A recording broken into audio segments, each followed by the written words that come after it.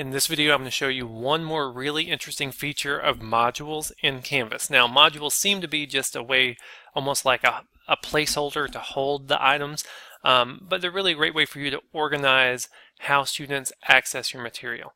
Now, we've seen that with prerequisites, but then there are also very interesting things you can do to control what order students work through your items in. So for example, I'm going to go to my Unit 1, I'm going to go back to my snowman right here and edit.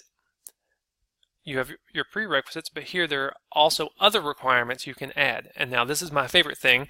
You can say that the students have to complete everything. You can then say that they must move through in sequential order. This is my favorite setting right here, because when you put those assignments up in that module, you organize them beautifully. You put your bell ringer, then you had an exploration activity, then you had a creation activity where they apply their knowledge, then you had an exit slip, and you have them all up there, and it's obvious which way students should go through them, and then there's some kid that comes in and starts with the exit slip and doesn't know why he failed it, and so this gives you just a little more control over how those students experience those items, and so things will be grayed out until they complete each one. So that is a beautiful setting, and I love that. And you may notice that in the Canvas training course that you're working through, I have that set up so that things are grayed out until you get to them sequentially.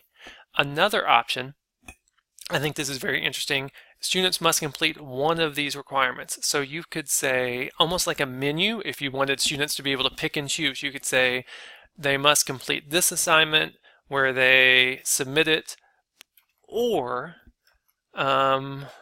they have to view that one. So they could either or to work their way through. So if you had several assignments, maybe you did some type of intervention day or something of that nature, different levels of difficulty perhaps, the students could then pick and choose from a menu of items they need to complete or view. And so that gives you a great deal of control over how students are accessing that and how students will work their way through your material.